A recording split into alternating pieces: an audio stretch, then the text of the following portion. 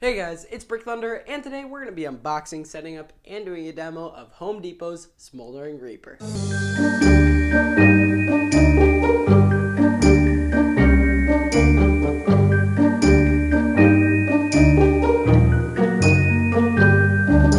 Alright, so here it is. This is one I've wanted ever since the release. I didn't get him because I got a ton of other animatronics from Home Depot. But I got him today. I got him at the best Halloween store ever. I did a video on it, and he was on sale there. So I'm super excited I did. Obviously, this is not his original box, but he is inside, and he is amazing. Definitely one of my favorites. So let's get right into the unboxing. Here we go.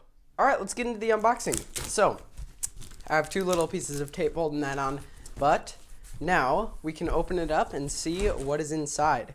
So, starting here, we got the clothing. This is one big piece, doesn't have pants or shirt. It just has a giant robe right there. And I'll talk about this later, but I love what they did with the sleeves. They do it on a few of their items over at Home Depot. Here's this hip loop, pretty unique actually. It looks like it's got a big side and a small side, so it only goes in one way. I'm not sure which way that's oriented, but it has all of these little pieces, so that's pretty cool. We have his scythe piece. This is, I think, it probably is the largest scythe in retail, because this is absolutely massive, as you can see. And it has wires going to it because the eyes light up. We have hands right here, giant hands. Overall, this is a massive prop. It is about 8 feet tall, so very large Reaper. We have some staff pieces right here, or scythe pieces, I guess. This is the bottom, and then this is one of the arched pieces that form it. It is in a very cool shape, too. It's not just a straight up staff. It curves, and it looks really cool.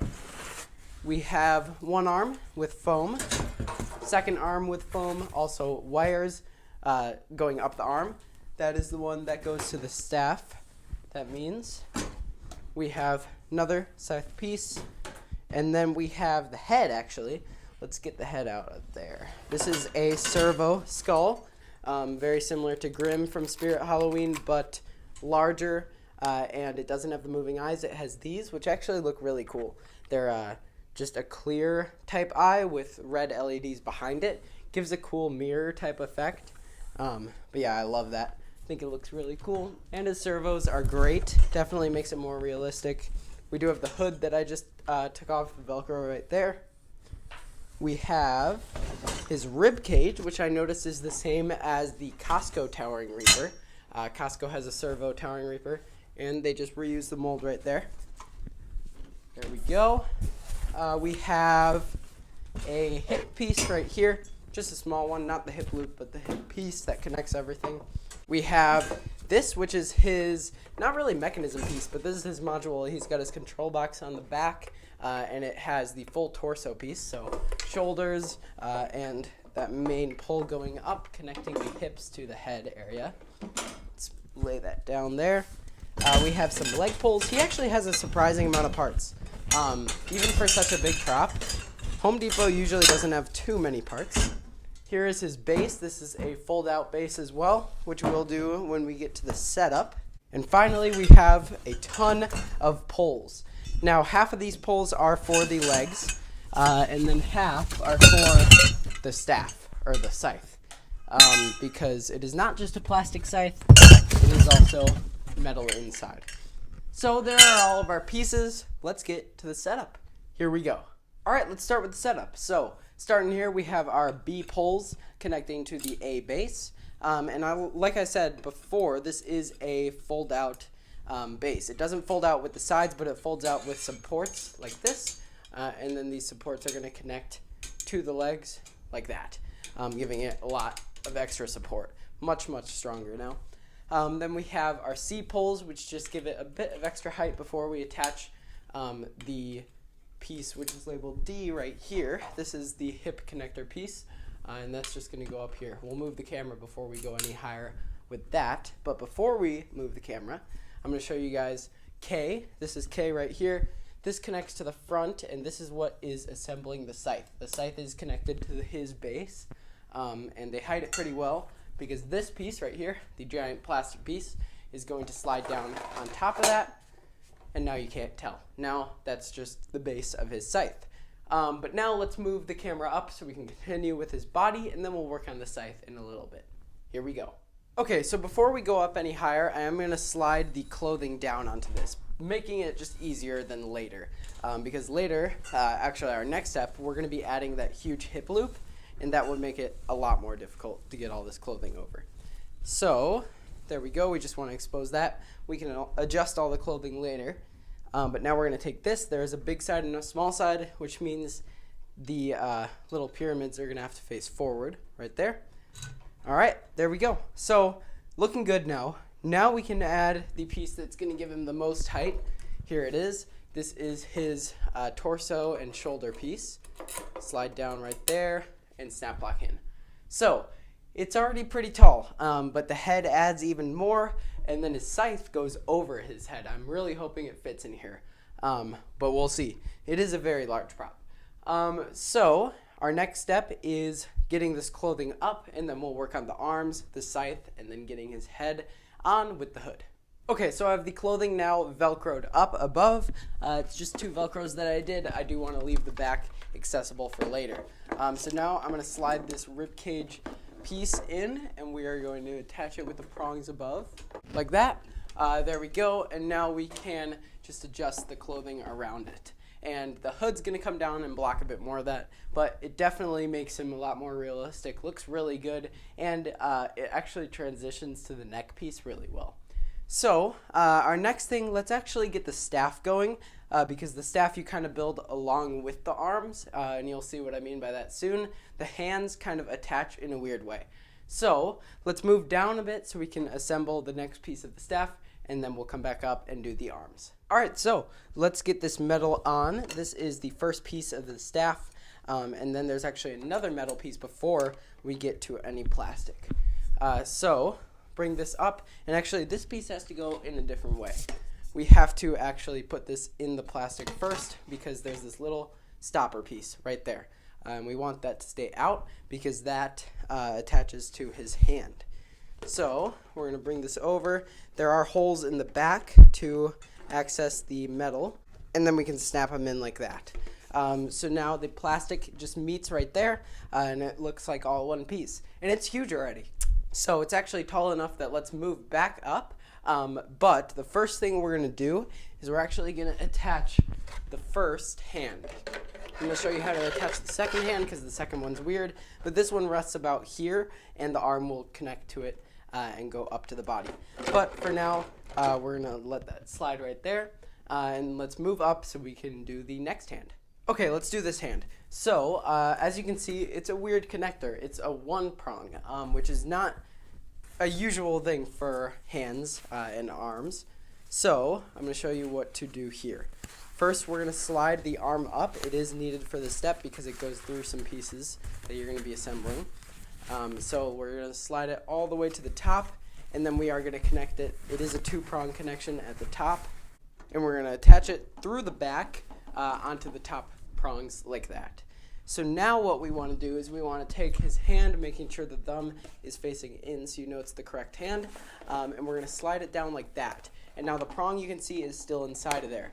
We're going to take it through the hand, and we're going to attach the hand up above like that, slide it down, and slide it down the side like that, and then we're going to go inside the hand and connect the 1 prong to the 1 prong of the metal. There we go. So now, as you can see, it's all sturdy. So the hand is just resting on there, but the arm is attached to both places. And then the last step here is just bringing up the clothing. And there's a Velcro here that I'll do off camera, making sure all the sleeve looks good. So that hand is definitely harder. The other hand right here is more normal. It's both 2 prongs. The first 2 prong is just going to do the same exact thing, go up the sleeve and connect. The easiest way is connecting it through the back, like that. And then now, it is a 2-prong over here as well. We're just going to slide this up until it meets the prongs right here. And then, like I said, off camera, I'll adjust all this, but that'll be looking much better after I do that, and much more realistic. But even already, he's looking pretty realistic and pretty amazing. And overall, this thing is huge. So our next step is actually up by the head. We can also work on the scythe right here, but let's get that head on. The head is servo, which means that there is a screw at the top. Now I'm hoping the screw is loose enough. He's very tall, as you can see. I'm hoping it's loose enough to go in. Yep, there we go. But I will tighten that in the back. So his hood will go over that to make that look a bit more realistic. But right there you can see how tall he is. And then, like I said, the scythe goes even higher. So let's assemble the scythe piece. This is the last piece right here of metal. And then the rest is plastic. We have that there. And that wire that's coming from the hand is going to go up through the hand and connect to the scythe piece. Because that scythe piece does glow red, the wire is just going to go up there. And this piece that was in the hand that connected to the scythe runs all the way up the arm down to the control box. So it's thought out pretty well, actually. We are going to take this piece next and slide it down. And it's looking like it's going to get very close up there, but I think it should fit. And our next piece is going to go on top of that. So off camera, I am going to get this piece on because this is a bit difficult because you have to push down all the pieces while trying to do that, and it takes a little while. But once you get it, it looks amazing, and this is just going to snap lock at the top. All right, I will be right back. Okay, so the scythe piece is on now. I have a wire running down all the way through the arm up and to the control box. It's pretty amazing. But now we are going to take the hood, slide it over, and then there's a Velcro right at the top right there. And then the rest of the hood is going to do what Dark Angel does, actually. And that reminds me about the arms. It's going to come over the front like this. And then there's two Velcros, again, similar to Dark Angel, right there. And the other one is over here.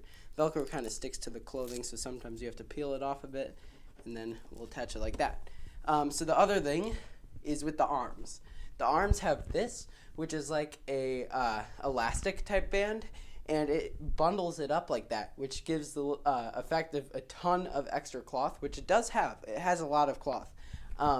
And that is exactly what Dark Angel had, and I think that's amazing. I think it totally increases the look of just a more realistic person or Reaper, because that definitely gives it the look of a huge arm in there, which is what he should have because he is a huge, huge Reaper. So the final steps here are just kind of posing this metal that is inside the hood like that. It doesn't have to be perfect, and then the rest of it just kind of drapes over. But there he is. That's what he looks like. There's one last thing, which is just tightening this rope around him right here. It's already attached in the back. And you want this just a bit tighter to give him more of a body form, but doesn't have to be anything crazy. So there we go. There he is, the Smoldering Reaper from Home Depot. Let's get him wired up and ready, and then we'll do his demo. Here we go. All right, he is fully wired up and ready to go. Let's plug him in.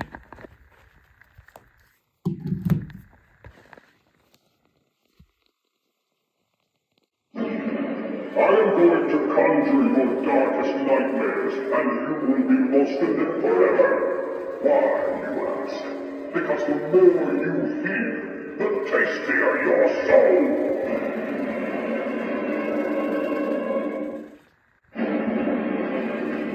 It is nearly time to take another soul. Shall it be yours?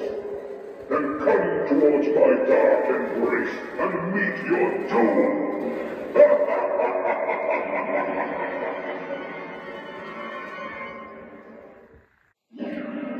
You are mine. I am here to devour your hopes and dreams, leaving you with nothing but despair.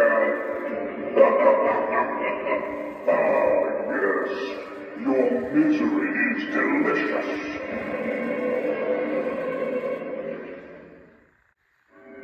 I love the sounds of your whimper pleading. It's like music to my ears. Your tears will be of no solace to you in the hot infernos of the underworld.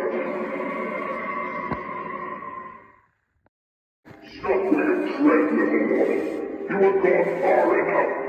For if you tread further, I cannot guarantee you will ever return.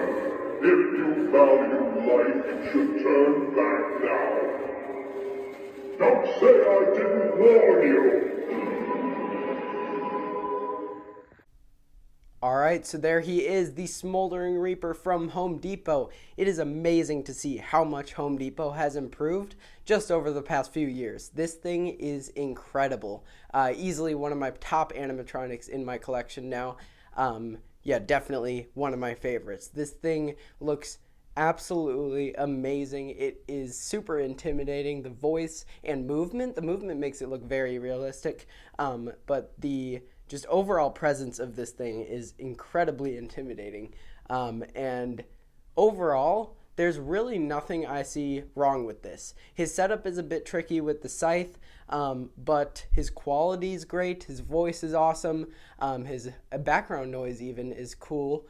And the amount of lights he has with the scythe, the chest, the eyes, and then his motion, it's pretty amazing that he was only $250 retail.